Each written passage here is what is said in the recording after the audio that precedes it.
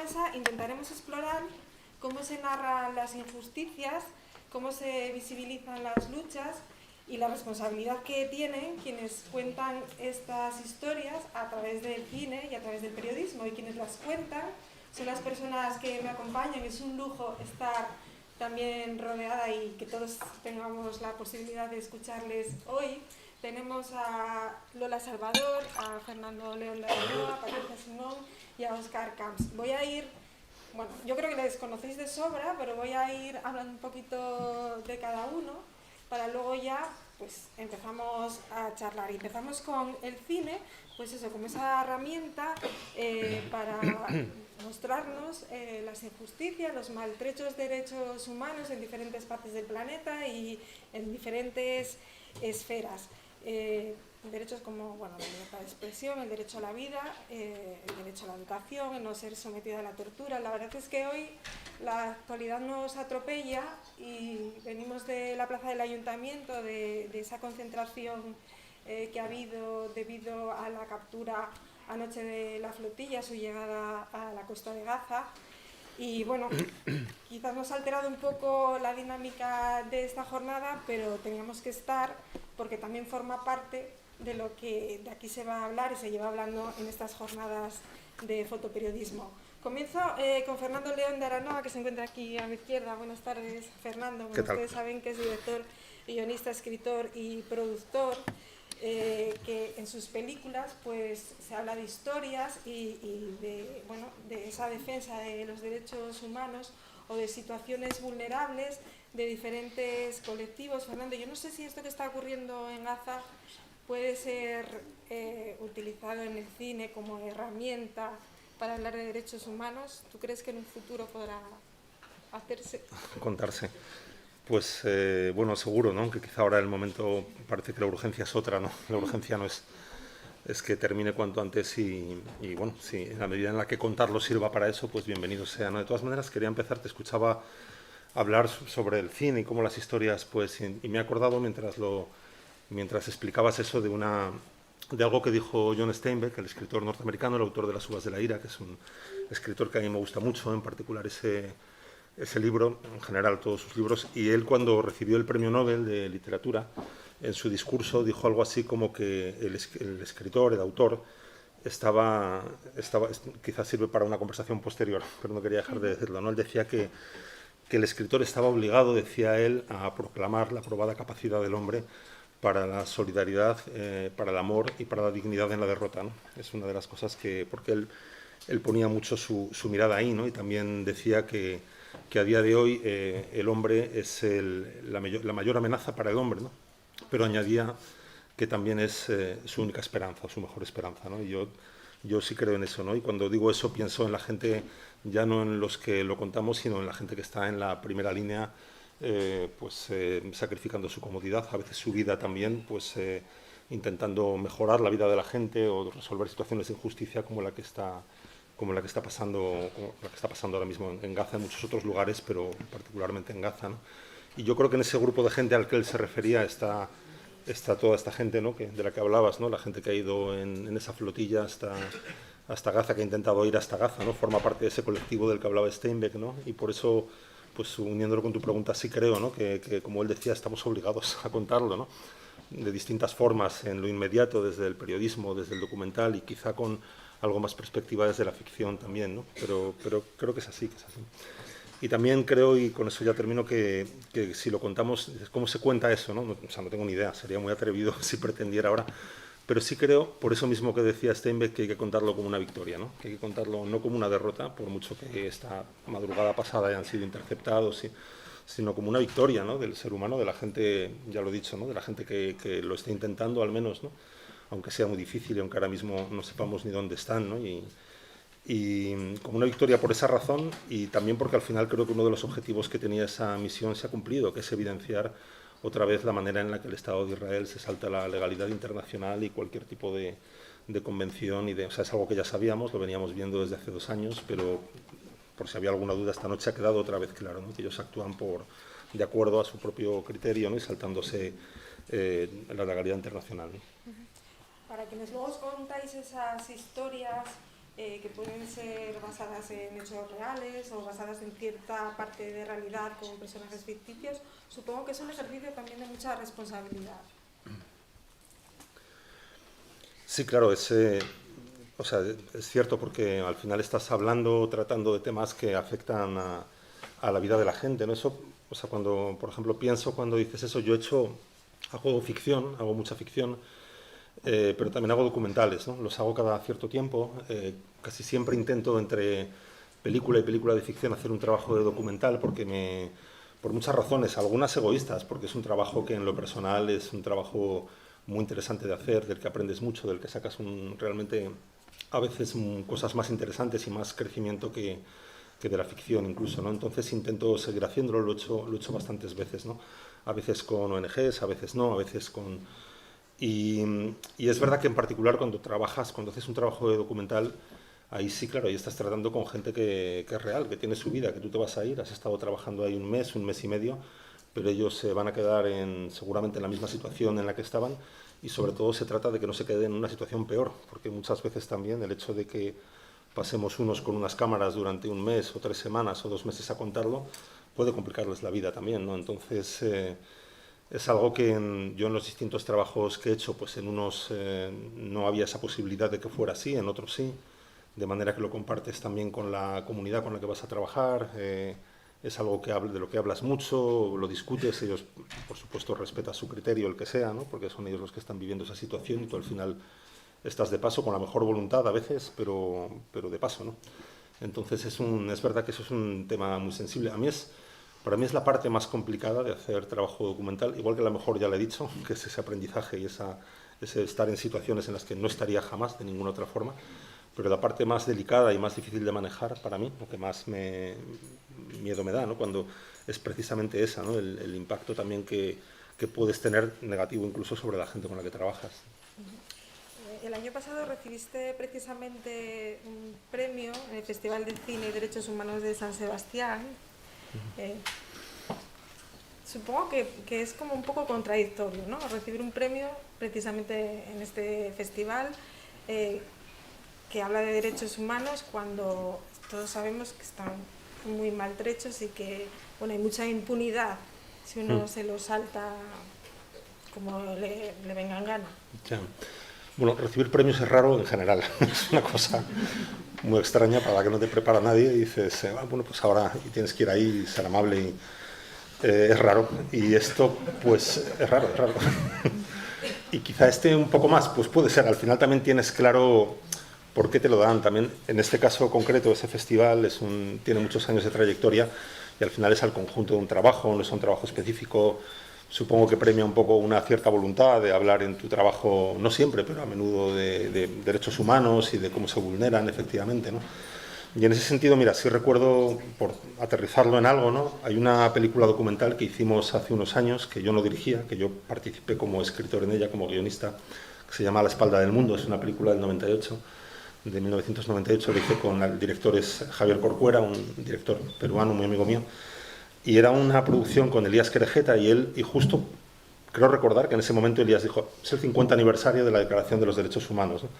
Vamos a hacer una película, y había una celebración en París, recuerdo que incluso llegamos a grabar algo que nunca se usó, pero era esa cosa del 50 aniversario de los derechos humanos y es verdad que, bueno, pues como tú has dicho, hay poco que celebrar, ¿no? Y en realidad el documental se centró en la vulneración de 3 de esos derechos, el derecho a la palabra, el derecho a la vida, era una historia sobre pena de muerte en Estados Unidos, y el derecho a la infancia, que era una historia sobre un niño picapedrero en Perú, ¿no? Y la historia del derecho a la palabra la rodamos con un exiliado kurdo, ¿no? Que vivía en Alemania. Entonces, al final, decidimos centrarnos como en 3 vulneraciones muy específicas, pero es una película que nació con la idea de 50 aniversario, vamos a contar esa celebración y era un desastre todo. Entonces, hicimos esa película para contar lo contrario, ¿no?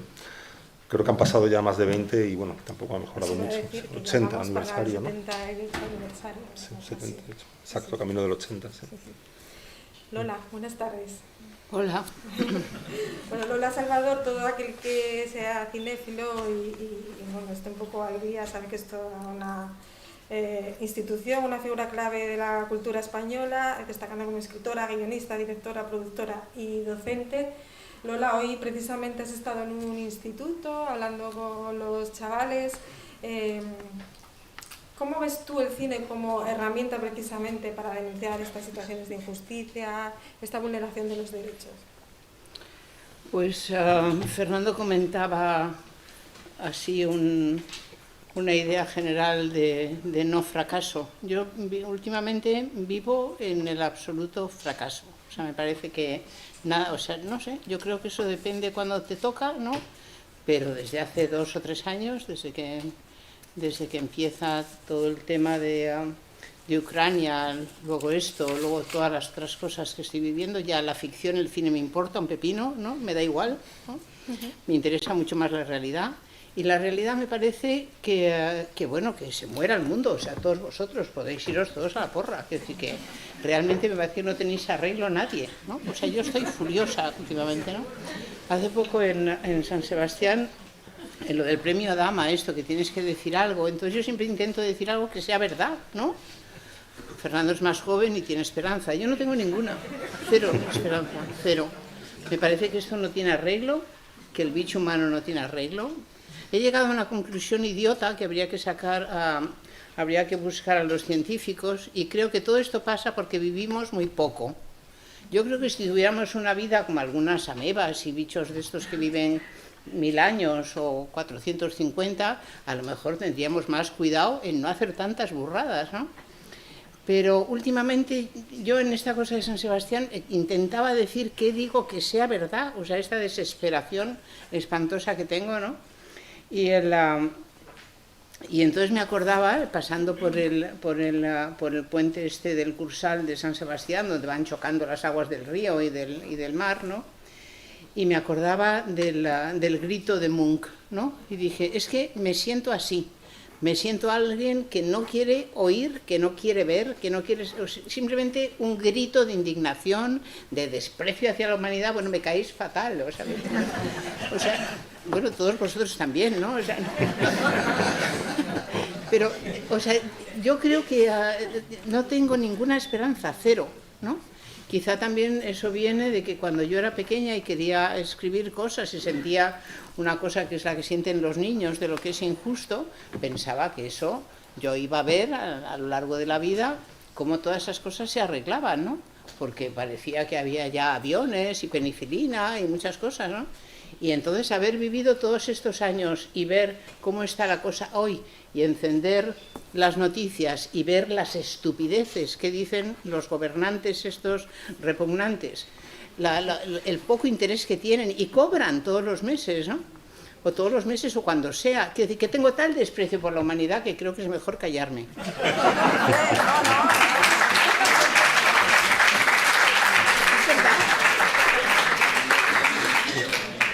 Pero toda esta indignación y esta desesperanza y esta involución que estamos viviendo, o que parece que estamos viviendo, bueno, no, que estamos viviendo, ¿se puede plasmar en un guión? Sí, claro. ¿Cómo sería ese guión? Matándolo.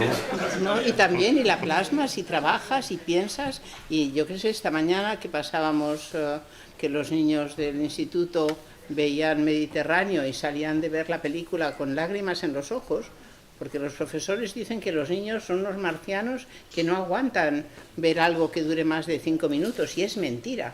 Si les llevas a una buena película, la aguantan perfectamente, se sensibilizan ante las... Y además hacen unas reflexiones bárbaras, ¿no? Esta niña pequeñita, no que era tan pequeñita, yo no sé si puede ser socorrista una persona tan pequeña como la niña, pero que lo primero que decía es, ¿qué se hace, qué puedo hacer para ser socorrista? Pues esta niña hay que decirle que no haga nada, ¿no? O sea, que simplemente lea, disfrute, haga lo que sea, pero que no tiene arreglo esto. Pero yo creo, de verdad, lo digo en serio, que es que vivimos muy poco, porque hay otras especies que viven más, y entonces si viviéramos 400 años, pues estaríamos diciendo, a ver, ¿qué hago yo para llegar bien a los 380, ¿no? Pero ahora, como sabes que todo dura tan poco, la gente vive con una ambición tan corta de que el mundo no te irrite, no sé. Entonces lo único que me gusta a mí es eso que producen algunas personas, que es algo artístico. Fernando, que está... A ver, ¿qué dibujas? La botella, ¿ves? O sea, ¿llena o vacía? Medio lleno. No, quiero decirte que hay personas, en el caso como Fernando, como Óscar y como muchos de vosotros seguros, y conoceréis gente alrededor, que tienen esta capacidad de que te asombra. O sea, Fernando pinta esto y yo digo, a ver, es ideal. Pero pintabas antes, pintas botellas medio llenas, Ya, y antes mejor pensabas, lo último que tengo pintado tuyo es un rifle tremendo, ¿no? Para acabar con la humanidad, ¿no? Según nos pilla. Bueno, en fin, no tengo mucho que decir, me tienen aquí todos los días diciendo bobadas, yo sé que soy, pero de verdad me caigo mal siendo la graciosilla, hasta yo misma me caigo mal. Bueno, total, no hay arreglo. Yo recuerdo una cosa muy tremenda, ahora me viene a la cabeza, un momento en Andalucía, en un momento trágico de mi vida, y había una voz que recorría por las tardes, ¿no? Y estábamos viviendo en un hotel, en un piso muy alto, y se oía aquella voz que me parece que era alguien que vendía picón, esta cosa del carbón pequeñito para hacer los braseros y tal. Y la voz, invitando a la gente a comprar, era "no hay ninguna esperanza". Ya, no hay ninguna esperanza. Pues yo me siento entre eso y Munch, el grito, bueno, total, que no hay que hablar conmigo. Nos estás hundiendo un poco. Pues sí, no, pero os quiero hundir del todo. Pero escucha, Lola, ¿no encuentras algo de esperanza en ese encuentro con los jóvenes? No, yo no la tengo. No, pero es verdad, es que es verdad. Es que es verdad. Porque es que ves, no, es que no. ¿No? ¿Nada? No, bueno, yo creo que si alguno de estos jóvenes o otros, o los que ya han sido jóvenes y llevan 400 años muertos, pues han hecho algo que representa una cosa interesante, pues, pero quitando los artistas, fuera todo el mundo. Bueno, Fernando sabe que yo soy un poco... ¿Cómo soy? Yo te veo como siempre, yo te veo en plena forma. Yo tengo que decir que esto lo voy a contar porque le molesta mucho y se va a enfadar más todavía. Es lo que Lola fue bueno, cuando yo empezaba a escribir con 20 años fue mi profesora de guión y yo dije, Dios mío, esto es así. Aquí estoy, 30 años después o 35 después de todo y es igual, cuando le paso algún guión para alguna película antes de rodarla, pues lo lee y me llama y dice, esto es un desastre todo, esto es una tragedia, así. Y yo, pese a todo, pues la ruedo y bueno, ahí voy. La quiero mucho. No sé yo si después de ver Mediterráneo con los chavales hay algo de esperanza en la ONG Open Arms y en lo que están haciendo en el Mediterráneo y en lo que llevan 10 años haciendo. No sé, Óscar, después del acto de esta mañana, nos contaba cosas mientras tomábamos ahí unos cafés y realmente lo que contaba cuando hablaba de todo lo que es falso alrededor de ese mundo, ¿no? De ese mundo de la cooperación, de creer en las cosas, ¿no? Y decías algo así como, ¿quién es el traficante, no? ¿Quién es el...? Y eso me parecía, pues hay que ir a por ellos, es que directamente hay que ir a por los malos, pero últimamente es que es tiempo de canallas, vivimos un tiempo de canallas. Bueno, esto es para darle pie, porque yo claro que sí. intento... Bueno, vivimos tiempo de canallas, tienes toda la razón, Lola, pero también hay gente muy valiosa que merece mucho la pena y que trabaja mucho por los demás. Una de esas personas es Óscar Camps. Yo creo que es un hombre muy mediático, no sé si muy a su pesar, sobre todo en las últimas semanas, por varias razones. Vamos a ir con la positiva, por ese 10º aniversario de la ONG que fundó en el año 2015, Open Arms. Se celebran 10 años y muchísimas, miles, 72.000 creo, vidas salvadas, otras que no se pudieron salvar, pero esas 72.000 personas, pues gracias a su labor y la labor de su gente, han tenido una nueva oportunidad, incluso habéis visto crecer a alguno de los bebés rescatados, y yo creo que vamos a levantar un poco el ánimo, Óscar. 10º aniversario, ¿qué tal? Lola en estado puro, Sí. La tenéis que haber visto con el instituto con los mayores, ¿no? Cómo atacó a los profesores. sí que es auténtica. Y yo me alegro de que puedes decir lo que pienses, y hasta ahora no puedes decirlo. Yo casi a la mía ya puedo, y ya puedes decir absolutamente como te sientes tranquilamente. Y yo espero llegar a esa edad para poder hacer lo mismo y poderme deshogar de esa manera. Pero sí, yo creo todavía creo en la humanidad a pesar de todo.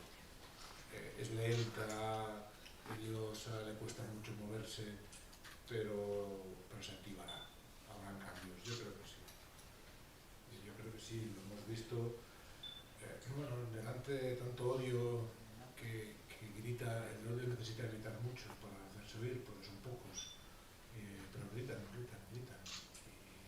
gritan odio, gritan racismo, homofobia, gritan de todo, pero eso solamente en las redes sociales y algunos medios. En la vida real somos muchos más los solidarios, somos muchos más los empáticos. Lo que pasa es que somos más silenciosos. No entramos en discusiones, no queremos decir nada, pero lo pensamos, ¿no? Y yo creo que en estos momentos hay que dejar de pensar para empezar a combatir, ¿no? Yo creo que hay que hacernos oír. Fijaros qué silenciosa ha sido la sociedad civil hasta que ha llegado un punto en que ha decidido salir a la calle y parar la vuelta ciclista, ¿no? Cuando nadie se lo esperaba. Qué curioso. En todas partes, en todas las ciudades, sin decir nada. Cuando la sociedad civil se activa, cuando la solidaridad se pone en marcha, cambia la historia. Cambió la historia hasta del presidente del gobierno, que cambió su discurso en una situación, cambió el discurso en el contexto y parecía que había más movimientos, ¿no? Quizá habrá que salir más a la calle, ¿no? Quizá habrá que movilizarnos un poco más. Y yo creo que sí, yo creo que pasará. De hecho, por desgracia, hay otros lugares del mundo donde generaciones más jóvenes están saliendo a la calle en defensa de sus derechos, ¿no? Ahora mismo en Marruecos se está movilizando toda la generación y bueno, pues qué raro, ¿no? Que salgan a la calle, qué raro. Para nosotros hace tantas décadas que no salimos a la calle, desde la nueva guerra, ¿no? Yo creo que ya nos toca, ¿no? Así que tenemos fe. Y hay que combatir el discurso y lo hacemos como podemos. Nosotros desde nuestro pequeño altavoz, donde voy, ahí donde voy, vengo de hablar con la vicepresidenta del Principado y he aprovechado la ocasión para decir lo mismo. No estamos haciendo nada. Y tenemos que empezar a movilizarnos y tenemos que empezar a mover. Y a mover desde la base, desde el barrio, desde la colectividad. Es que se está perdiendo absolutamente todo. Nos quieren indefensos, nos quieren ignorantes, nos quieren con miedo. Y nos quieren individualizados, y así nos quieren, porque saben que juntos podemos cambiar la historia y es lo que nos toca, ¿no? Y bueno, en la medida de nuestras posibilidades, pues es lo que intentamos hacer.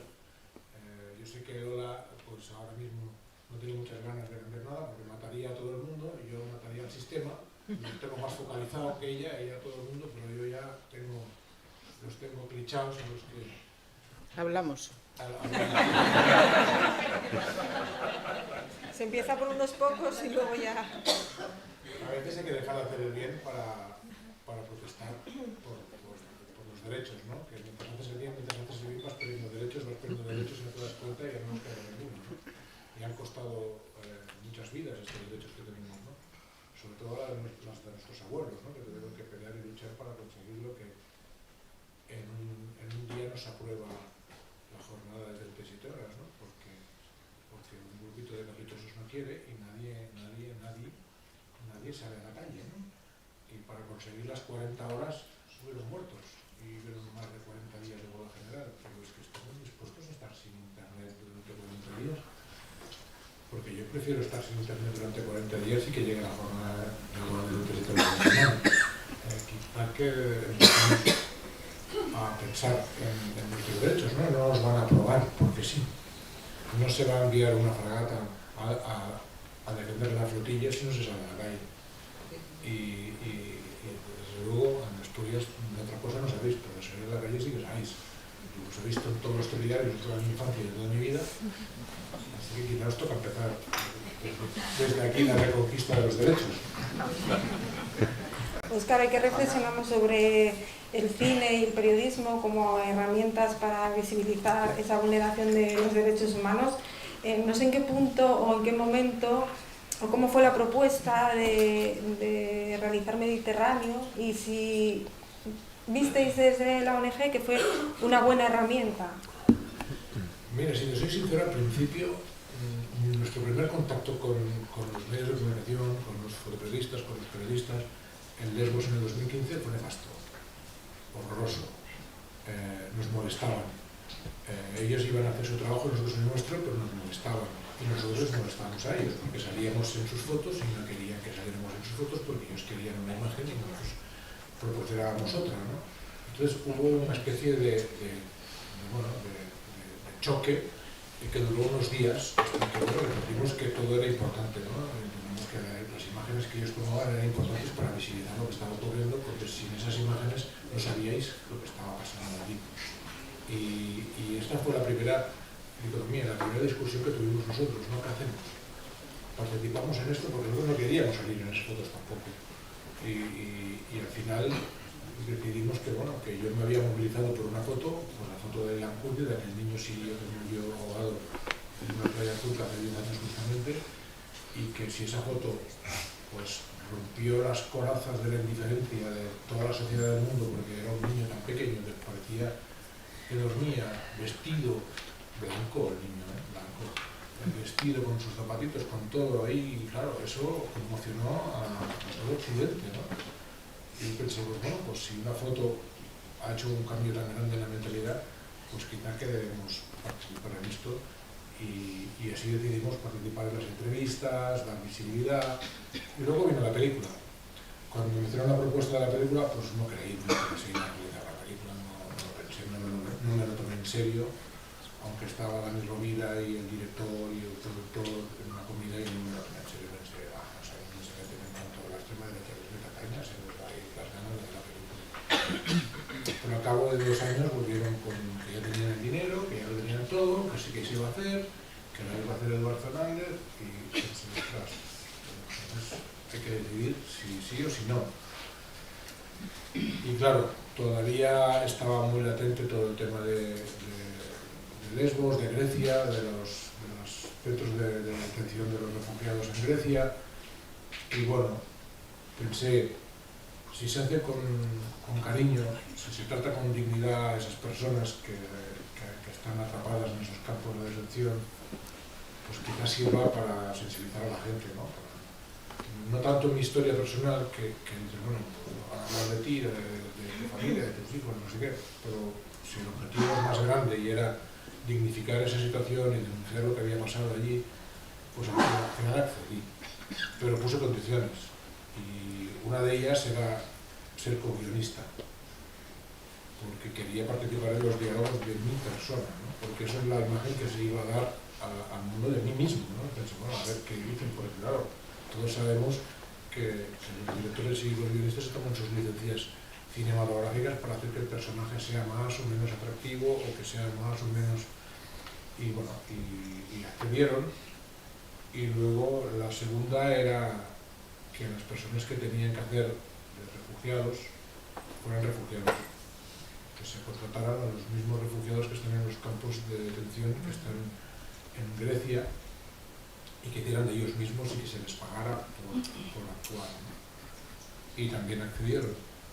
Entonces fue bonito, bueno, fue extraño, la verdad, porque nos sacaban en autocares de un campo de refugiados para llevarlo a otro campo de refugiados que era de ficción, que era mejor que el suyo.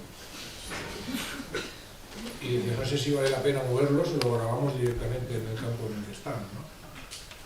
Y lo más curioso fue verlos cómo subieron las pateras y cómo hacían otra vez la ficción del viaje, ¿no? Y yo tengo que felicitar a Marcel porque lo trató todo con mucha dignidad, lo trató todo con mucha elegancia, y bueno, hay muchas anécdotas de rodaje, evidentemente, sobre todo de la parte del agua, pero al final el resultado también quería incidir en que no fuera todo un drama, ¿no? Porque si no, la gente no va al cine a ver dramas de verano, por eso son los documentales. Y la película es un poco Pixar o Disney, porque no trata con profundidad lo que pasó. fue mucho más duro en la vida real que lo que veis en la película. Fue mucho más difícil, mucho más duro y nos afectó mucho más, ¿no? Pero estaba bien. Yo creo que la película estuvo bien, se hizo con muy poco dinero, nos vino el COVID, bueno, a Dani Rovira le tuvieron que tratar un cáncer, o sea, pensé que no se rodaba, luego se recuperó, vino al rodaje, entra el COVID, hay que parar el rodaje, bueno, fue todo un drama.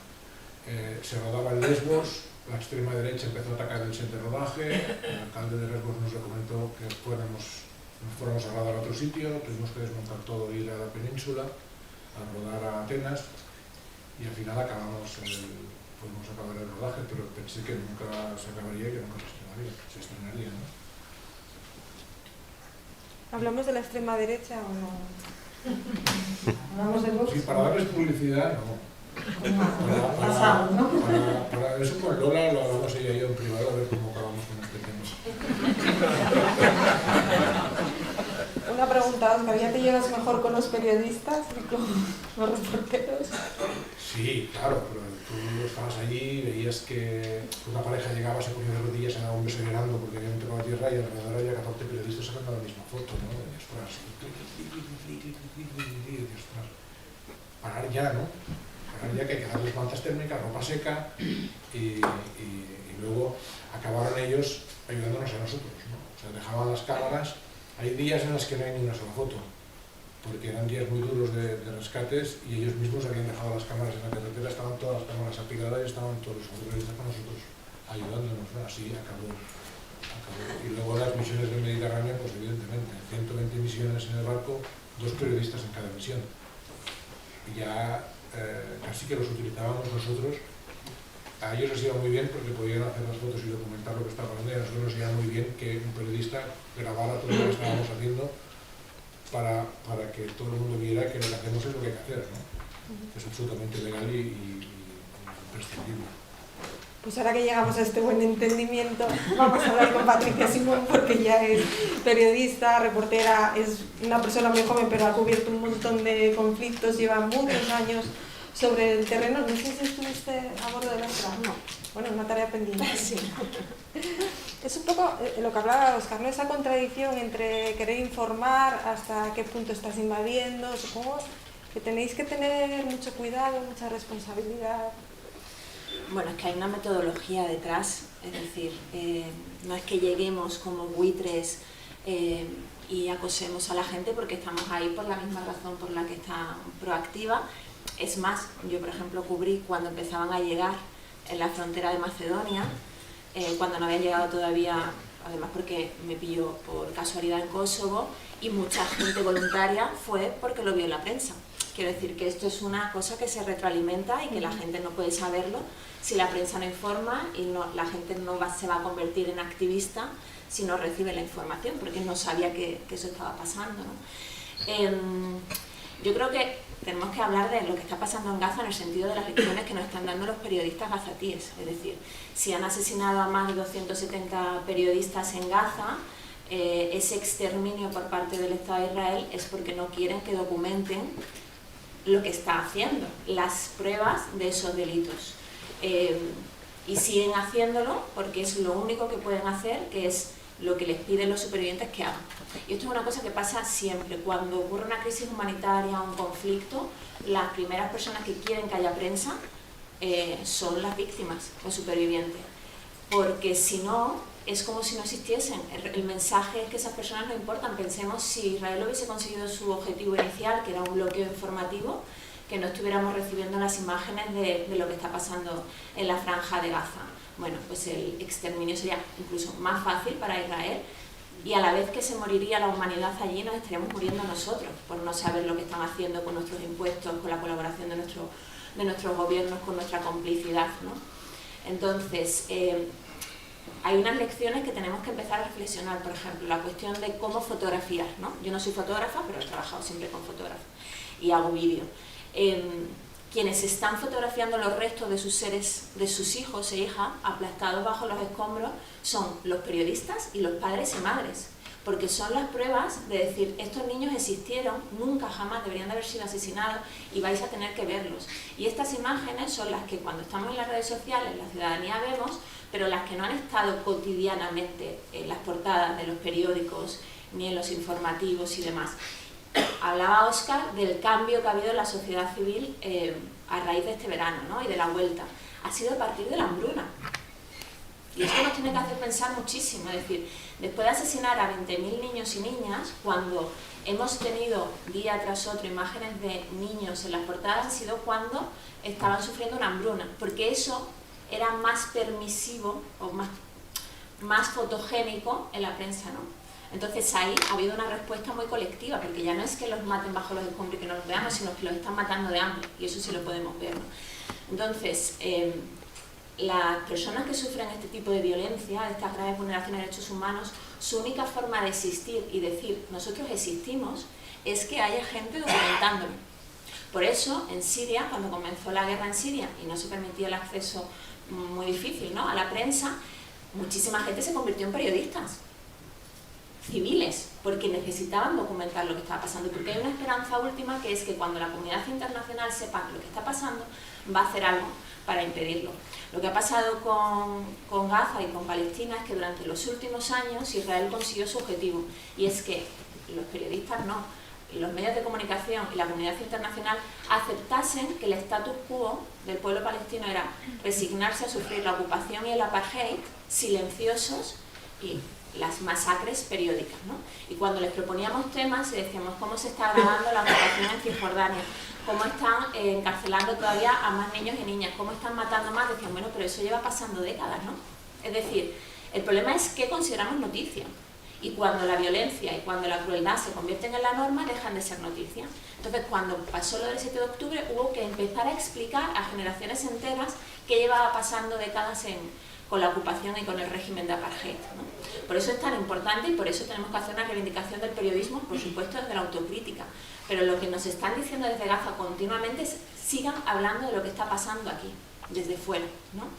El problema que tenemos no es que la ciudadanía sea indiferente, que estemos en un 30% de la ciudadanía que evita activamente informarse, que apaga los informativos, las radios cuando empiezan informativos, no es porque no les importe que eso está pasando, sino porque no saben qué hacer con tanto dolor en muchos casos. Es decir, yo empaticé muchísimo al principio del genocidio con en qué condición queda la ciudadanía cuando no tiene mecanismos para convertir la información en participación política.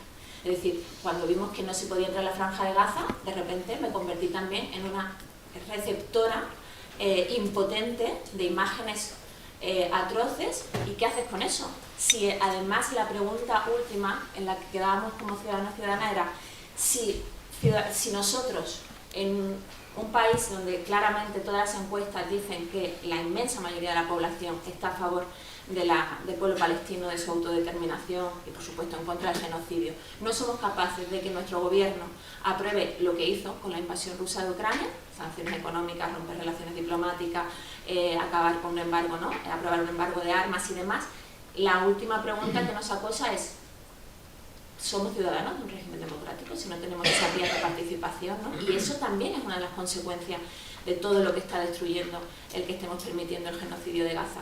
Y no es cierto, y ahí estoy muy de desacuerdo con lo que decíais, que la ciudadanía no se haya movilizado. La ciudadanía se ha movilizado después de la invasión de Irak, que el 80%, ¿no?, según las encuestas, incluso el 90% estaba en contra y se fue a la invasión ilegal de Irak. En el ciclo de 2011-2014, lo recordaréis, en todas las ciudades y pueblos había manifestaciones diarias contra los desahucios, contra los recortes de los derechos sociales, contra la ley de extranjería, contra la ley Mordaza, y no sirvió para absolutamente nada, porque la doctrina del shock es eso, es decir, haced lo que queráis, que no vamos a escuchar. De hecho, la ley Mordaza sigue vigente, por ejemplo, ¿no?, y la ley de extranjería. Entonces, eso ha hecho que muchísimas personas crean que la movilización no es eficaz y que se pregunten cuáles son los mecanismos. El BDS sí que, por ejemplo, ha crecido muchísimo porque nos hemos dado cuenta que nuestro acto de consumo es un poder fundamental. Israel lo teme muchísimo porque le está haciendo muchísimo daño, ¿no? Entonces, lo que pasa es que el mantenimiento del genocidio y como sabemos que somos cómplices, ha hecho que al final las movilizaciones cada vez sean más masivas. Pero también pasa otra cosa, y es que el músculo de los movimientos de apoyo al pueblo palestino se habían envejecido muchísimo, y el conseguir que eso de repente vuelva a ser transversal ha costado. Pero ¿quiénes han sido los que empezaron? Los estudiantes. No ha sido este verano, fueron los estudiantes de las universidades el año pasado los que, en contra de parte del profesorado y otros apoyados por el profesorado, se convirtieron en los que dijeron hasta aquí, no solamente en España, en Europa, sino en Estados Unidos. La gran rebelión ha sido de la gente joven. Entonces, creo que pese a todo tenemos que recordar que este estado de ánimo, de devastación, no es porque estemos en el peor de los tiempos posibles. Nunca en la historia de la humanidad las mujeres, el colectivo LGTBIQ, las personas racializadas, la clase trabajadora, o ha tenido tantos derechos o sabe que se pueden conquistar. Yo este verano estaba en Irán y ahí ahora es muy habitual ver a mujeres sin velo, con camiseta de manga corta y con el pantalón ¿no?, mostrando la cintura. Esto ha sido de 3 años de que se ha vuelto tan mayoritario que el régimen ha dicho no podemos. O sea, pero esas mujeres lo hacen porque saben que en otros sitios con la lucha y con la resistencia se consiguió. Ese horizonte está. El que estemos tan devastados es porque vemos la amenaza de todo lo conseguido muy recientemente. Muy recientemente. Entonces, creo que Estados Unidos nos da muchísimas claves. La gente en Estados Unidos ya tiene el fascismo y ya está viendo cuáles son las técnicas, ¿no?, de organizarse en la clandestinidad. Y está muy claro cómo establecen quiénes son los enemigos. Donald Trump, como lo hizo Bolsonaro, como lo ha hecho Erdogan, como lo hace Orbán, determina: los periodistas somos enemigos del pueblo porque contamos lo que pasa y la ciudadanía se moviliza. Las feministas somos enemigos del pueblo y por tanto es peligroso, y yo he cubierto el movimiento MAGA, y siendo periodista y siendo mujer, y bueno, entenderán que soy feminista, eres un claro enemigo del pueblo y estás en peligro, y están persiguiendo a todos los colectivos que se movilizan. Entonces, no estamos ahí. El análisis, que yo creo que es lo que hemos perdido mucho tiempo en los últimos años, el diagnóstico de cómo hemos llegado hasta aquí, de cómo se ha instrumentalizado el miedo, de cómo la democracia ha fallado a muchos sectores de la población porque no ha dado respuesta a sus necesidades, cómo, bueno, la socialdemocracia se convirtió en otra cosa y demás, pero ya lo sabemos, ya están aquí y están día tras día, en el caso de España, clarísimamente en guerra para conseguir el poder político, porque el otro poder ya lo tienen, el poder económico lo tienen, el poder financiero, el poder mediático. Entonces, día que venzamos, día que mantengamos, ¿no?, por lo menos las instituciones, es día vencido, pero lo que tenemos que estar pensando es cómo organizamos la defensa de la democracia, porque es que el genocidio de Gaza lo que ha conseguido es que mucha gente piense que ya estamos abocados al abismo, que se acabó, y no, pese a todo, los que no nos podemos... Quien tiene que jugarse la vida, como pasa en Gaza, para sobrevivir un día más, o en Colombia, en determinados ámbitos donde están los paramilitares, o en Centroamérica, donde están luchando contra todo tipo de violencia, esas personas no se pueden resignar, porque su vida se la juegan a diario para sobrevivir. Entonces, desde aquí, donde no nos jugamos la vida, tenemos que tener un compromiso ético con el ser conscientes de que no estamos tan mal y sobre todo que no nos jugamos tanto por dar un paso, ¿no?, un paso adelante. Y se necesita valentía e imaginación colectiva.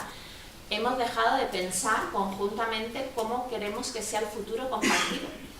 Estamos nada más que pensando en cómo conservar lo conseguido y así no podemos mirar al futuro. Entonces, bueno, creo que nunca ha habido tanta gente comprometida con los derechos humanos, que está realmente con convicciones éticas, y la cuestión es juntarnos porque nos quieren aislados y estamos muy aislados también por los medios, por los móviles, ¿no? Nos ha quedado claro la importancia del papel del periodismo y del cine en la defensa de los derechos humanos y en la denuncia de su vulneración. Yo creo que aquí tiene mucho poder el testimonio, ¿no?, y las historias reales, ponerles cara, que en realidad es lo que contáis, de una manera o de otra. Bueno, es que cada vez nos encontramos más que cuando vamos a los sitios a reportear, la gente te pregunta, ¿pero para qué te voy a contar si ya sabéis? Porque saben que sabemos, porque todo se repite continuamente, si es la búsqueda de refugio, si es una hambruna, si es las migraciones y las políticas racistas y criminales, saben que sabemos. Pero cuando tú empiezas a contestar, le dices, bueno, no tienes por qué contestar, es simplemente si quieres, ya te están contando. Porque se necesita poner palabras, y esto es una cosa que necesita el ser humano, a lo que nunca jamás debería de ocurrirte. Entonces hay una necesidad de nombrar al ser humano asesinado, porque es una forma de generar memoria, eso lo sabemos también con la Guerra Civil Española. Hay una aspiración última, aunque sepan que están rodeados de impunidad, de que en algún momento, con eso que ustedes nos están dando, que es su testimonio, que son las pruebas del delito, se haga justicia. Pero es más, el acto de ser escuchado o escuchada en contextos de impunidad es lo más parecido que en muchos casos van a vivir a un proceso de justicia, verdad y reparación, de que alguien reconozca que eso que te ha pasado es cierto. Entonces, nada más que por eso, el testimonio es brutal. Ahora bien, el problema que tenemos es también, por la parte de nosotras como ciudadanía, la capacidad de atención primero, es decir, si nos informamos por el móvil, y esto es un problema enorme y que se ha creado a posta, no puedes leer una crónica de 15 minutos para entender un proceso de, por ejemplo, por qué se ha generado la guerra de Sudán y cómo Rusia está financiando la invasión rusa con el oro de Sudán. Necesitas tiempo. No puedes leer en el móvil una crónica de 15 minutos. Desconectas. Entonces, creo que tenemos también que sellar un nuevo pacto de que informarse también es un acto cívico y que necesitas tiempo y concentración y que lo que estás recibiendo no es un anuncio de televisión, sino es que una persona se ha parado con un periodista a contarle todo eso que ha sufrido porque espera que tú lo recibas. Entonces, bueno, pues tenemos que empezar a también decidir qué hacemos con nuestro tiempo y qué hacemos con el poquito que dedicamos a informarnos, porque también hay una cuestión de respeto hacia quienes protagonizan, ¿no?, las informaciones. Claro. Y aquí el cine, que siempre, el cine que tradicionalmente bueno, se ha considerado como entretenimiento, el cine, el documental, puede servir también, ¿no?, para que si no podemos informarnos a través de una crónica de 15 minutos y es difícil profundizar, quizás a través de una historia o de un personaje pueda calar un poco. Sí, es verdad, o sea, escuchando, pensaba en eso, ¿no?, como la ficción también, o sea, y partiendo de la base de que el trabajo lo has explicado muy bien, ¿no?, y lo que está pasando en Gaza con los periodistas es...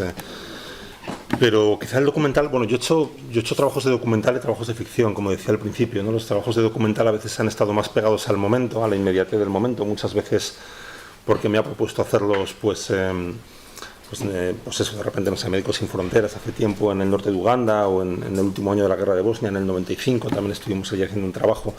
Eran trabajos planteados con mucha inmediatez, donde ibas casi a aprender sobre el terreno, a intentar contar aquello de maneras que se han explicado ya, y luego otros trabajos que te permiten un recorrido más largo, a lo mejor, ¿no? Y ahí también, antes, cuando hablaba de la cautela que a veces también uno siente que tiene que tener con las comunidades, pues recordaba un trabajo que hice en México en el año 2001 con los zapatistas, con el EZLN. Trabajamos en una pequeña comunidad indígena que era muy pro-zapatista, pero que estaba fuera de su área de influencia, y entonces ellos tenían un temor lógico que cuando todo aquello pasara, pues pudieran tener represalias por parte del Estado, ¿no? Entonces, bueno, ahí es donde esos equilibrios, pues yo antes lo he resumido mucho, pero bueno, en nuestro caso se trataba de eso, de hablar mucho con la comunidad, de ver cómo se iba a contar, si podía ser conveniente o no. Al final era una decisión suya, votaba toda la comunidad a mano alzada, lo que se hacía, lo que no se hacía. Era un proceso también muy interesante, ¿no? Pero bueno, eso más en el terreno del documental, como decía, aunque a veces también esa diferencia entre documental y ficción es muy tramposa, ¿no? O sea, al final todos son historias, todos son películas. Muchas veces trabajas en documental con herramientas de la ficción totalmente, ¿no? Y viceversa, ¿no? Y cuando haces una ficción también te sirve mucho haber hecho trabajos de documental, ¿no? Yo, en el caso de la ficción, por aterrizar ya ahí, a mí hay algo que, claro, he dicho que hago las dos cosas y que me gusta mucho hacer documental, pero yo admito que tengo un enorme amor, pasión por la ficción, ¿no? O sea, a mí la ficción me gusta mucho porque creo que es una herramienta poderosísima también para contar historias y para que le lleguen al espectador de una manera también... bueno, pues que toquen la emoción de la gente.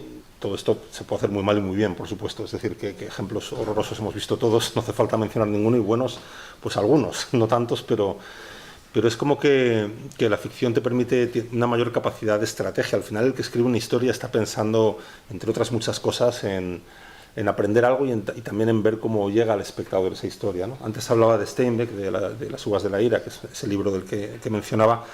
Y recordaba que Steinbeck, antes de eso, él era periodista y había trabajado para un periódico en San Francisco y había hecho 10 artículos que están publicados bajo el título de Los vagabundos de la cosecha, y eran 10 artículos que él había hecho con una fotógrafa sobre el mismo tema, es decir, había acompañado a migrantes del centro de Estados Unidos, de Oklahoma, hasta California, ¿no? Y había vivido pues la realidad de los campos de donde los metían, la enorme represión que padecían también, ¿no? O sea, entonces todo eso él lo vivió como periodista y a él le llegó de una manera que dijo, esto tengo que contarlo otra vez, ¿no? Pero ahora lo quiero contar de otra manera, lo voy a contar a través de una novela, de una ficción, que era esa ficción de Las uvas de la ira, que está, claro, apoyadísima en lo que él vivió, ¿no? Entonces, y eso le da, pues yo creo que le da mucho interés, ¿no? Existen unos diarios que él hizo también sobre la escritura de esa novela, que he leído, y es muy interesante ver cómo, de repente, cuando él siente que necesita contar algo mejor, retoma ese trabajo, ¿no? Y se va otra vez a los campos de refugiados que todavía existían, ¿no? Entonces, porque necesita alimentarse, ¿no? Pero también, no solo... O sea, en la documentación, que es un poco donde quería aterrizar, ¿no? Yo creo que uno no busca solo información. Yo al principio, cuando empezaba a hacer películas, buscaba información, ¿no? Decía, ¿esto cómo es, no? Cuando quieres saber cómo se organiza una determinada cosa o cómo... Y realmente, a base de hacerlas y de ir aprendiendo cada vez más y de disfrutar cada vez más esa parte del trabajo, yo creo que es la que más me gusta, incluso cuando hago ficción. Al final, lo que he ido entendiendo es que en realidad lo más importante de ese trabajo de documentación es la otra parte, es lo que te lleva, es precisamente la emoción, es decir, te conviertes un poco como en... te dan como un testigo un poco, ¿no? Y te dicen, cuenta esto, ¿no? Yo, por citar un ejemplo muy cercano, y es cuando escribí Los lunes al sol, hace ya más de 20 años, yo empecé a hacer un trabajo de documentación en varios lugares, en Madrid, en distintas ciudades, y bueno, y aquí en Gijón, pues con la gente de Naval Gijón, con Cándido, que está aquí en primera fila, y con Morala, que también creo, y con algunos más, pues pasé aquí, bueno, vino muchas veces, estuve con ellos en algunas de las movilizaciones, nos dejaron estar en su lugar de encierro, en el Teatro Sindical, y fue un aprendizaje enorme, ¿no? O sea, personal, político, sin duda, pero sobre todo también la parte emocional era muy importante, ¿no? Luego recuerdo que volvimos como 6 meses después con mi co-guionista Ignacio del Moral, y ahí estaban pues hablando de cómo ayudaban a los compañeros que tenían un juicio pendiente por haber sido los que rompieron la puerta de acceso al astillero, ¿no? Y entonces en ese momento yo estaba ahí sentado y de repente decías, hostia, si esto va directo a la película, ¿no? Esto es como, solo que en vez del candado de no sé qué, pues ahí nos inventamos que era aquello de la farola que habían roto durante unas movilizaciones. Pero esa parte que es interesante y termina en la película, al final es la menos importante, ¿no? Yo recuerdo que cuando ya terminamos y me disteis un pañuelo de aquellos que llevabais en las movilizaciones, y yo ese pañuelo lo llevé todo el rodaje. O sea, para mí en el rodaje tener el recordatorio de ese momento, ¿no? De lo que había aprendido aquí con ellos, de la emoción que ellos sacaban, ¿no? en la manera de reclamar, de defender sus derechos, ¿no? Y una concepción del trabajo además determinada, ¿no? Como algo digno, como algo que debería ser más tratado mejor y no tan precario, ¿no? Más duradero. Pues todo eso a mí me acompañaba en el rodaje, ¿no? Entonces me acompañaban varias cosas, un libro de no sé quién, el pañuelo que ellos me habían llevado. Lo que quiero decir con eso es que eso tú te lo llevas todo al rodaje, ¿no? Y al final yo ya a esta altura, después de haber escrito otras películas, incluso un proyecto que tengo ahora entre manos para el que he hecho también mucho trabajo de documentación, yo eso ya, cuando la estoy haciendo, ya lo sé, ¿no? O sea, ya hay algo que digo, esto es mucho más importante que los 4 datos o 7 dinámicas que pueda aprender, es lo otro, ¿no? Porque yo sé que eso en el trabajo de rodaje me va a empujar a seguir haciéndolo, a hacerlo mejor, a transmitírselo a todo el equipo, ¿no? Yo ahí me convertía como todo eso lo transmitía al equipo, ¿no? O sea, los 40, los 50 que estábamos allí, era como si hubieran estado en las movilizaciones, ¿no? Eran tal, yo los tenía todos completamente metidos en esa emoción al final, ¿no? Y entonces cada vez lo hago de una manera más consciente, cada vez me sirve más. Ahora cuando estoy escribiendo, de pronto llamo a alguna de las personas que me está ayudando con la documentación. Cuando hablo de personas, pues hablo de capitanes, de gente de salvamento, de inmigrantes, y les llamo y les digo, oye, ¿cómo era aquello que me contaste? Y entonces él me lo cuenta otra vez, y cuando me lo está contando yo ya cuelgo y ya sé que lo puedo escribir, porque me ha transmitido lo más importante para escribir, que es la emoción al final, ¿no?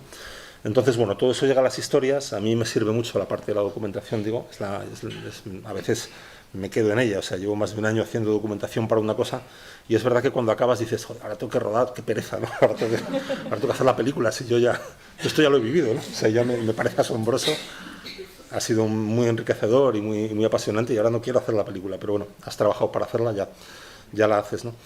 Pero que al final, y ya volviendo un poco a lo que me decías de inicio, creo que al final la ficción, cuando habla de la realidad, como esas películas, pues cogiendo de ella lo que más te va a servir y lo que más te va a empujar, es verdad que sí creo que la ficción tiene ese poder, ¿no? Tiene un poder, cuando está bien hecha, de llevar a la gente a un sitio. Puedes empatizar con un personaje, y creo que propone un viaje al espectador que muchas veces realmente sí moviliza, ¿no? Y sí es importante y tiene mucho impacto, ¿no? Sobre la gente que ve las películas y sobre, no sé si la opinión pública o no sé qué, eso ya es mucho decir, pero sí sobre un tipo solo que está en una sala de cine viendo una película y eso que ve lo reconoce como una forma de verdad, ¿no? Incluso aunque sepa que es mentira, ¿no? Había una cosa que decía Lola que me gustaba mucho, ahora lo negará cuando termine, pero ella decía, solo la ficción dice la verdad, ¿no? Entonces, me parece, yo quería hacer camisetas con eso, porque la ficción, cuando haces una película de ficción, es como un acuerdo con el espectador, es una mentira, o sea, una ficción por definición no es una trampa, es una mentira, pero, y tú se lo dices al espectador, ¿no? Cuando empieza una película tú lees allí director, no sé quién, vestuario, tal, decoración, maquillaje, es decir, tú empiezas a ver la película sabiendo que todo eso es mentira, que hay una persona, una señora, un señor que ha puesto los trajes a la gente, otra que les ha maquillado, y sin embargo el milagro para mí de la ficción es que a lo mejor 20 minutos después, una hora y cuarto después, aquello te está haciendo llorar, te está haciendo reír, con lo cual lo estás aceptando como una forma de verdad, ¿no? Y eso es lo que me gusta mucho de la ficción, ¿no? Y me parece que también tiene una relación muy honesta con el espectador, porque está bien que te dice, te voy a mentir, pero esa mentira, que al final intenta expresar una verdad, claro, ¿no? Además tú uses todos los trucos a tu alcance, ¿no? Pero al final quieres contar al final es la expresión de una forma de verdad, claro, ¿no? Una ficción. Y de ahí, pues, eso, su eficacia y, bueno, una de las razones por las que me gusta. En ese juego de emociones y en esa intención de hacer ficción a partir de la realidad, bueno, hay una delgada línea para no caer en el sensacionalismo. Decía Óscar antes que él, una de las condiciones que había puesto para hacer Mediterránea era participar como guionista, sobre todo en el personaje que te interpretaba a ti, porque eso quizás las cosas... La intención puede ser buena, pero mal hecho el trabajo puede resultar terriblemente en contra y terriblemente peor. Bueno, claro, todo lo que ha contado él, con muy buenas intenciones, puede ser utilizado con muy malas intenciones. De hecho, el cine es la segunda fuente de ingresos de los Estados Unidos. En todas sus películas muestran todo su arsenal militar, sus banderas, o sea, que quizá nos faltará ese espíritu crítico para poder discernir cuándo nos manipulan y cuándo nos distraen, ¿no? Que esta es otra, es una línea muy delicada, ¿no? Y eso es un tema que, bueno, pues, que cada director o cada guionista pues, hay algo en su conciencia, ¿no? En los trabajos en los que acepta y los rodajes en los que hace, ¿no? Hasta ahora todo está bien, pero yo lo que estoy viendo, sobre todo en redes sociales, ya no es en el cine, sino es una manipulación absoluta sobre toda la información, ¿no? Perdona, ¿puedes hablar un poquito más alto? Sí.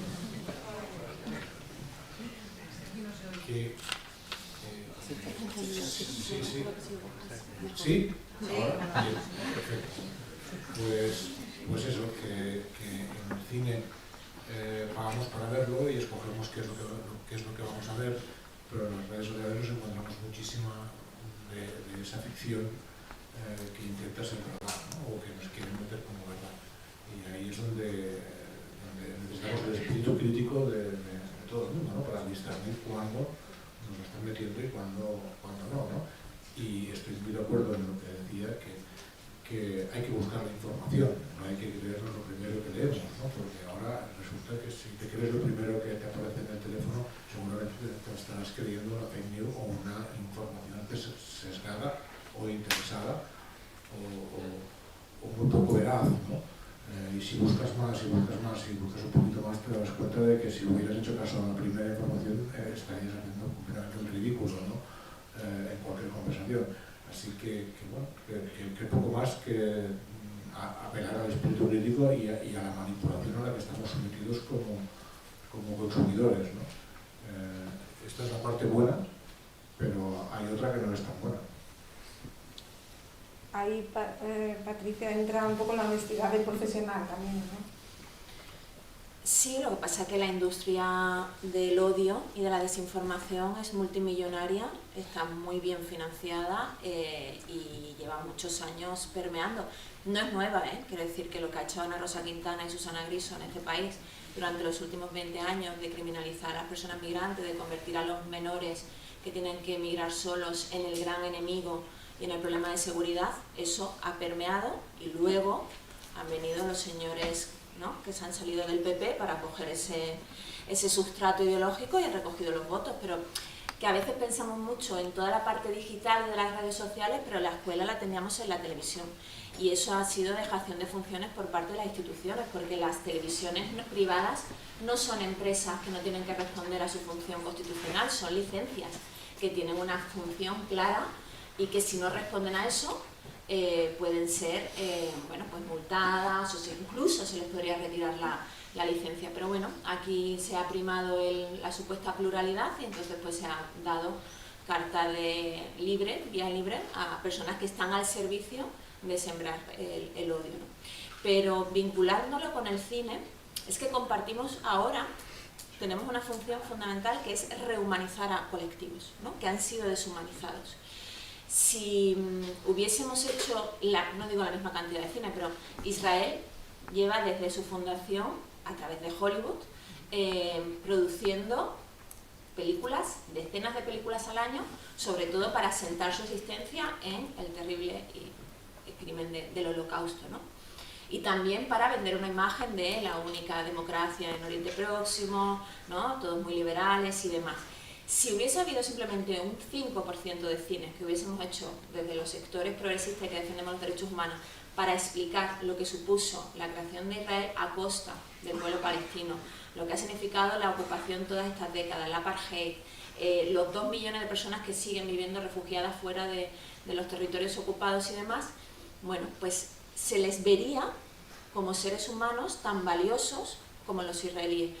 Pero como no hemos tenido acceso a esa ficción, ¿no?, y el periodismo tiene muchísima menos capacidad de permear en la ciudadanía que los trabajos de ficción.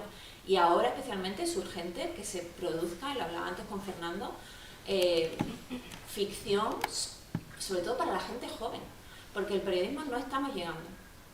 Nos están informando, tienen también sus razones para no creer en nosotros y nosotras, pero necesitamos crear imaginarios de lo que es decente, de lo que es digno, de lo que significa, bueno, pues todos estos valores que debemos de compartir, ¿no?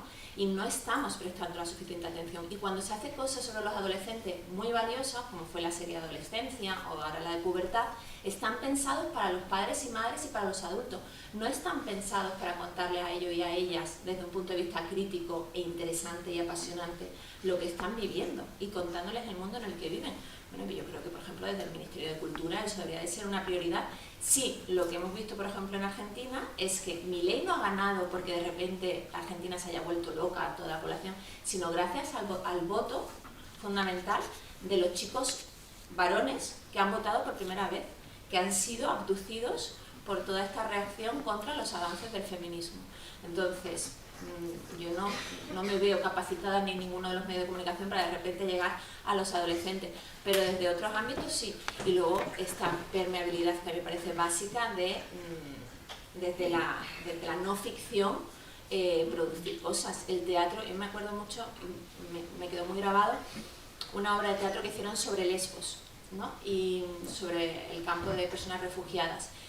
Y como yo lo había cubierto y había cubierto el incendio y demás, pensaba, bueno, lo voy a ver porque lo han hecho unos amigos, pero como que pensaba lo mismo que cuando fui al campo de personas refugiadas, que no me iba a sorprender porque ya había visto muchos campos de personas refugiadas. Y cuando fui al de Moria, de repente dije, esto está pasando en Europa. O sea, ni habiendo leído a los mejores compañeros que habían hecho excelentes crónicas, había sido capaz de entender que era un espacio diseñado para torturar a las personas que están encerradas ahí. Pues cuando fui después a ver la obra de teatro, dije, claro, es que desde el arte se remueven muchísimas cosas que no llegamos desde la información, incluso cuando la información incorpora la emoción, porque está más que demostrado que solo con datos y con hechos no llegamos y no desmontamos la mentira, que necesitamos apelar a las emociones, pero las emociones valiosas, no el sentimentalismo vacuo y superficial, ¿no?, y cursi o incluso de bajas pasiones.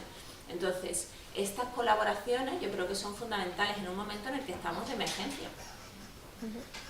Ahora que hablabas del manejo de las emociones, yo creo que es una de las claves del éxito de la extrema derecha, sobre todo en redes sociales y con la gente más joven, ¿no? Cómo canalizan esa ira y esa indignación, supuesta ira y supuesta indignación. Lola, hay esperanza todavía. Nada, no arreglamos esto ya. No, es conocido. Ni en una mesa, ni en 2, ni en 15. Bueno, Patricia tiene una visión un poco más positiva y esperanzadora. Pero... Tiene que haber de todo. Claro. Bueno, yo no sé si alguien tiene alguna pregunta que hacerles. Es una oportunidad de lujo tenerles aquí y poder escucharles. Si alguien tiene alguna pregunta que hacer, pues tenemos que ir terminando ya. Nada, ¿no aprovechamos? Bueno, yo tengo una pregunta, pero no sé si...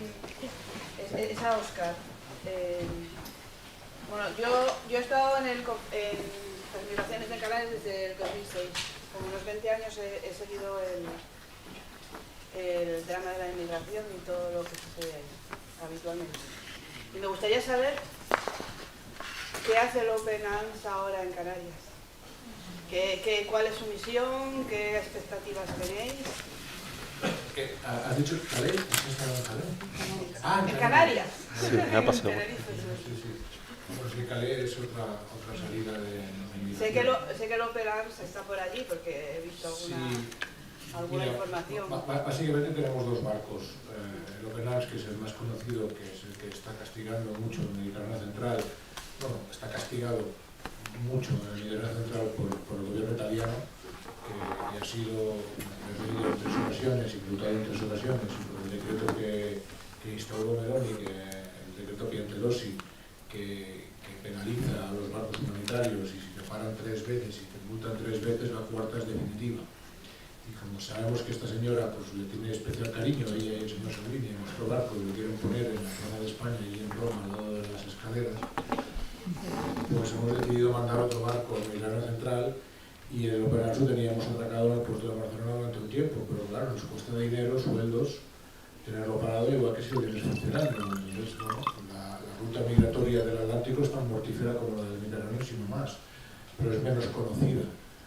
Y la situación en Canarias pues también está complicando, sobre todo con los menores que tienen acogidos, tienen más de 4.000 acogidos y están desbordados.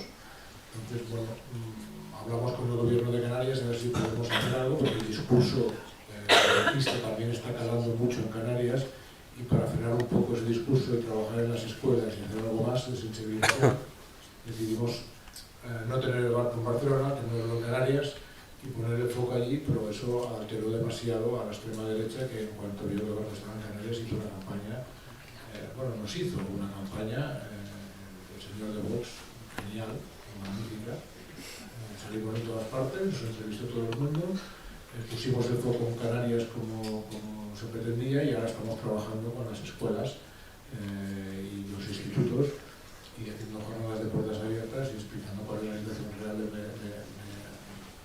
Mediterráneo, del Atlántico, y por qué huyen las personas que están en África, ¿no? Las que nos encontramos en el mar. Básicamente esa es la misión ahora del Open Arms, y de la Estrada ha estado todo el verano rescatando, pero como no es noticia, aunque yo y periodistas a bordo no les compran esa información los medios, porque hay que hablar de lo que hay que hablar cuando hay que hablar. Aunque habla mucho de Ayuso. Sí. Básicamente, entonces, bueno, hemos estado trabajando, pero nadie lo ha visto. Solo los que nos siguen en redes sociales han podido ir siguiendo la situación, ¿no? En Canarias estaremos 2 meses y el barco está parado cuando tiene las jornadas y va navegando por la zona. Y nos cuesta lo mismo tenerlo parado que tenerlo funcionando, por lo tanto, tiene que estar en marcha y su personal tiene que estar entrenado y preparado para poder actuar en cualquier momento, ¿no? ¿Hay más?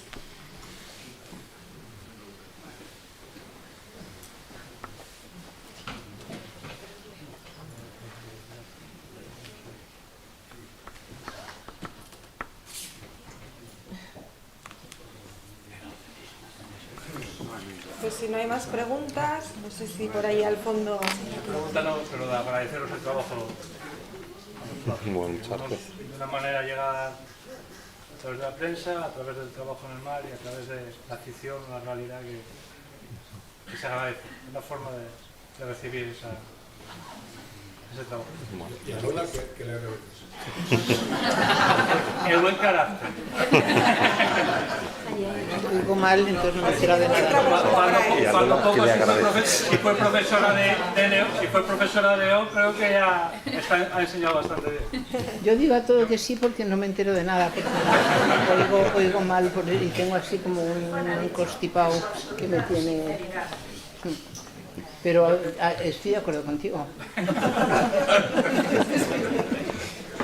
Sí, Yo quería preguntarle, a partir de que lo nombró muy tranquilo por Irán, porque en el ataque, bueno, de Israel, Irán, que tuvimos hace unos meses, siempre se nos vende, ¿no? Irán como una teocracia, además, y frente al Estado israelí. Los medios de comunicación hablan muy poco de Irán, y mi impresión es que la sociedad civil iraní es una de las pocas que quizá esté dando motivos a la esperanza, sobre todo las mujeres, y quería un poco que... No sé si esa impresión es correcta, a partir de lo que tú dijiste antes, ¿no? De que pues parece que el régimen empieza a tener fisuras. Hombre, lo sabríamos mejor si el régimen nos dejase trabajar libremente, porque, lo digo porque este viaje fue posible, yo había pedido muchas veces el visado y siempre me lo habían denegado, porque Irán se dio cuenta de que cuando hubo los ataques, ¿no?, de Estados Unidos e Israel, como no dejaban pasar a prensa, y a la que dejaban pasar le cobran una media de 1.500, 2.000 euros al día, es decir, solamente las grandes cabeceras internacionales, y a las que le daban permiso, pues la mayoría de las informaciones que salían en la televisión, que al final es lo que tiene mayor incidencia, eran desde Tel Aviv. Entonces, estos ataques provocaron, al final cuando respondió Irán, unas 28 personas, según el gobierno israelí, civiles la mayoría, y en Irán 1.600, de las cuales se han acreditado que al menos la mitad son civiles. Entonces, convocaron un viaje de periodistas internacionales para que enseñarles los sitios, ¿no?, donde habían bombardeado edificios, donde había científicos nucleares y miembros del régimen. Pero bueno, nos seleccionaron, pudimos ir, pudimos constatar, ¿no?, el doble rasero, que además hay que ponerlo en evidencia, es decir, cuando bombardearon la sede de la radiotelevisión pública, asesinando a 2 periodistas, ¿no?, y que vimos esa imagen de cómo la presentadora seguía, eso es un crimen de guerra. Y lo que nos decían los periodistas de la radiotelevisión pública es que poca solidaridad recibimos, ¿no?, siendo un crimen de guerra por parte de la prensa occidental, y es totalmente cierto. Bombardearon una prisión y murieron trabajadores y personas presas y familiares de los presos, ¿no?, otro crimen de guerra que tampoco tuvo la repercusión que habría tenido si hubiese sido en Israel, por ejemplo.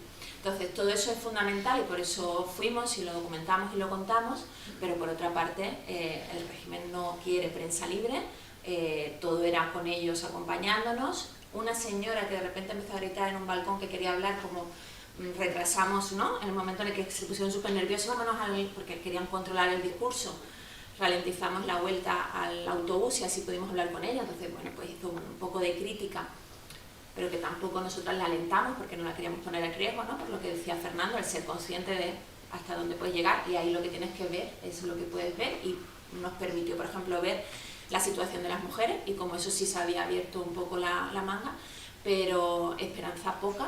El régimen está en crisis, afortunadamente, ¿no?, pero tampoco lo que la gente no quiere es que le impongan una democracia a bombazos. Entonces, lo que sí ha habido es una respuesta de nacionalismo, de decir, a nosotros no nos vais a volver a... no queremos que nos bombardeéis supuestamente para acabar con el régimen. Y esto sí es interesante y debería de contarse porque, bueno, eso tiene muchas consecuencias en la región, en su relación con China, en su relación con Rusia, y es otra de las cosas que el periodismo tiene que recuperar, que es toda esta complejidad. Nunca el mundo ha sido tan complejo como ahora, ¿no?, tantos factores que confluyen, también es muy estimulante intelectualmente. Es decir, si contamos todo esto, no estamos repitiendo la misma historia una y otra vez, es más fácil que más gente quiera acercarse a contar algo que de repente es como, uy, ¿y esto qué está pasando? Qué interesante todos estos factores, ¿no? Pero el problema que tenemos es que cada vez hay más sitios donde no podemos entrar, porque a los actores armados y a los gobiernos ya no les penaliza que no permitir el acceso a la prensa. No es solamente Israel, Rusia por supuesto tampoco, ¿no?, en las zonas donde están, en Sudán los paramilitares y el ejército tampoco quiere que haya prensa, de vez en cuando pagas mucho te dejan pasar. Entonces cada vez hay más agujeros negros, que lo que hace es que cada vez estemos más desinformados.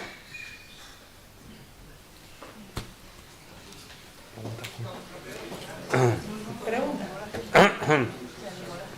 Bueno, buenas tardes a todos.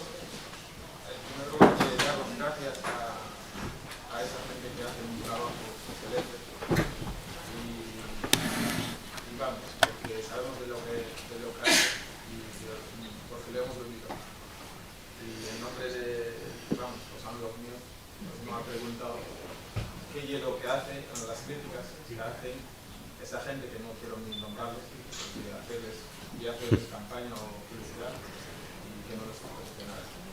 ¿Qué es lo que nos hacen esas críticas a vosotros? Y si os animan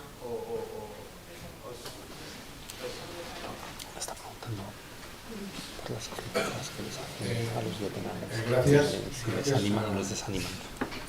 Bueno, me amenazan de muerte en 5 idiomas cada semana. Lo que es aburrido, porque ya es lo mismo, y se repite, y son los mismos, y lo van repitiendo, y bueno, la verdad es que no le doy la más mínima importancia, porque en la calle me felicitan, me abrazan, me piden fotos constantemente en los aeropuertos, en todas partes, a mí, al equipo, a cualquiera que lleve una camiseta o una sudadera de nuestra organización, nos pasa, ¿no? El odio solo está en las redes sociales, no está en la calle. No lo hemos vivido en la calle directamente. Lo han intentado, han querido venir al barco y montar una pancarta, pero han venido 4 y se han ido corriendo. No es lo que parece. El anonimato de las redes sociales les permite decir cualquier barbaridad, y las guardo todas. A mí no me sorprende. Lo que pasa es que a veces sí que preocupa, porque nuestra gente, nuestros voluntarios son gente joven, y cuando te ponen en el objetivo, cuando el líder de la tercera fuerza política de este país te pone en el objetivo y dice que hay que hundirte y que hay que acabar con esta organización y no sé qué y no sé cuántos, siempre puede haber algún descelebrado, algún súcubo que haga cualquier tontería, ¿no? Y bueno, eso nos preocupa un poco, pero por las falsas acusaciones, las fake news y las difamaciones, no, la verdad es que no. Si fuera cierto, estarían en un juzgado denunciando lo que denuncian, ¿no? Pero es que no tenemos ninguna denuncia, al revés, somos nosotros que denunciamos a ministros de otros países, ¿no? Entonces, no te preocupes, ladran, luego cabalgamos.